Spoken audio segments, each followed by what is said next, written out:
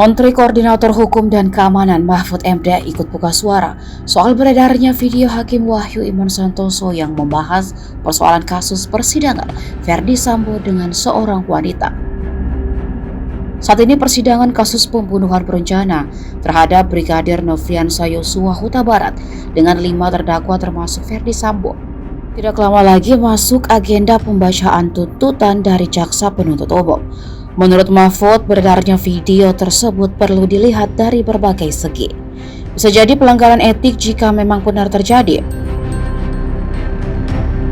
Yang kedua, mungkin juga video itu dipotong-potong dari rangkaian pembicaraan sehingga timbul kesan tertentu.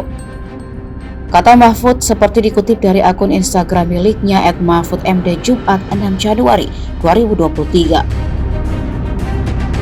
Alasan lain menurutnya adalah teror yang coba dilakukan orang tertentu kepada hakim.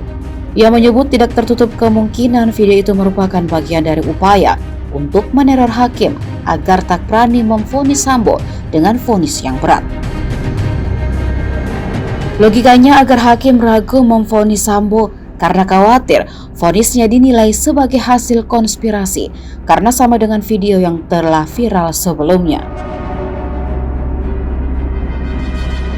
Dia menceritakan modus teror terhadap hakim sudah merupakan hal sering terjadi.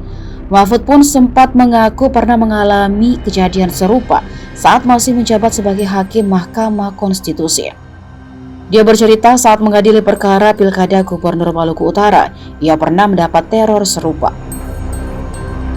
Saat itu Mahfud bahkan disebut-sebut telah dipanggil oleh Presiden agar mengambil keputusan untuk memenangkan penggugat. Namun Mahfud mengaku saat itu tetap mengambil keputusan sesuai penilaian di persidangan dan tak terpengaruh dengan teror.